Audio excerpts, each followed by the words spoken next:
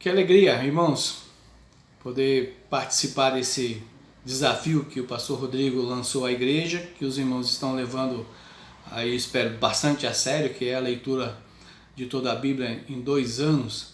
Ele me deu o desafio de falar sobre o livro de Zacarias.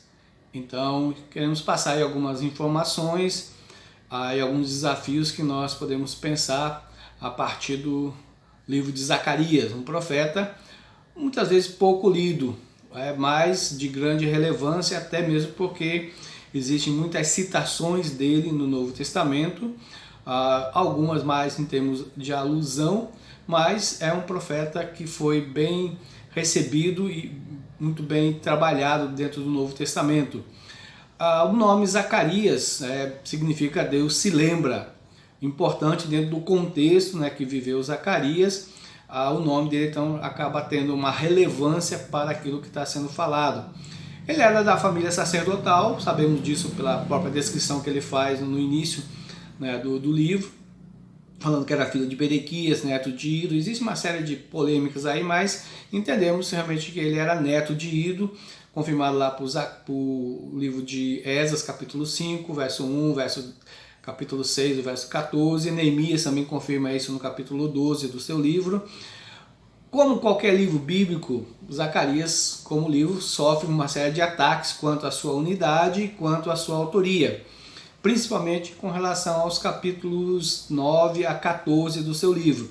Mas podemos ter a certeza de que foi Zacarias quem escreveu todo o livro, num período provavelmente de 2 anos. Tudo isso tem.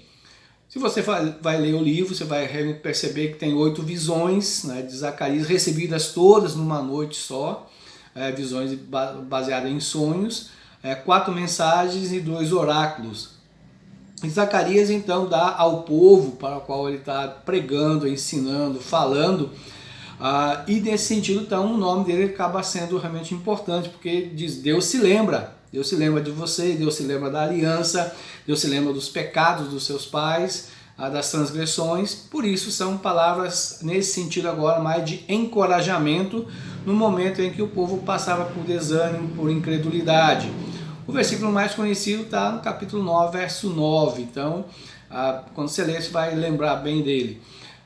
O livro, o desafio é você fazer uma leitura paralela com o livro de Ageu, capítulo também 5 e 6 de Esdras, para poder entender um pouco da atmosfera em que os judeus que estavam vivendo ali na volta do exílio estavam passando.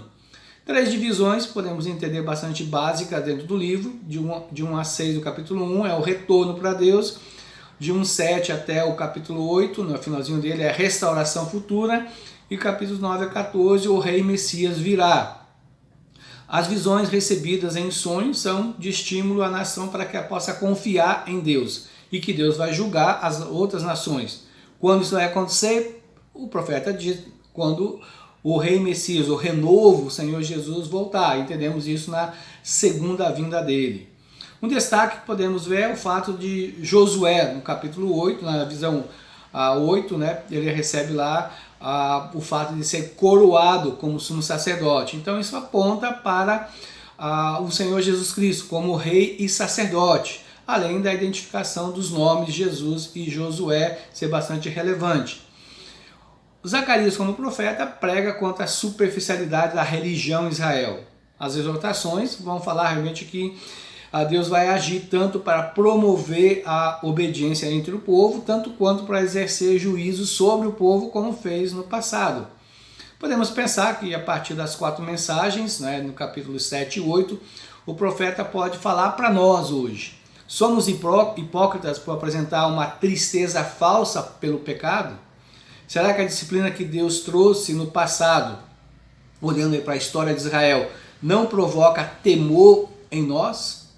As promessas de Deus são futuras, mas será que elas não despertam os nossos corações para vivermos uma vida piedosa e consagrada?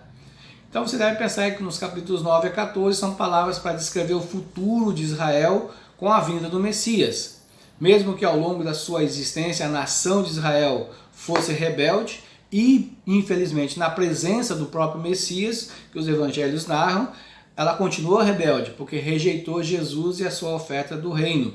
Então, podemos entender pelo profeta que Deus não vai quebrar as suas alianças, a sua promessa à nação de Israel. Um dia o reino virá e será implantado.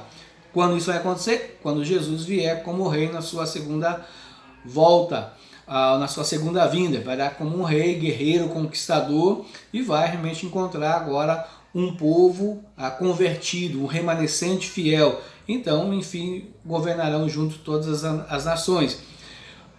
De Zacarias para nós nos dias de hoje, a certeza que temos é de que Jesus vem nos buscar e as promessas de Deus se cumprirão. Devem motivar você como crente a edificar a igreja, seja evangelizando, aconselhando outros irmãos, contribuindo para missões, prestar um culto de forma piedosa, viver em santidade.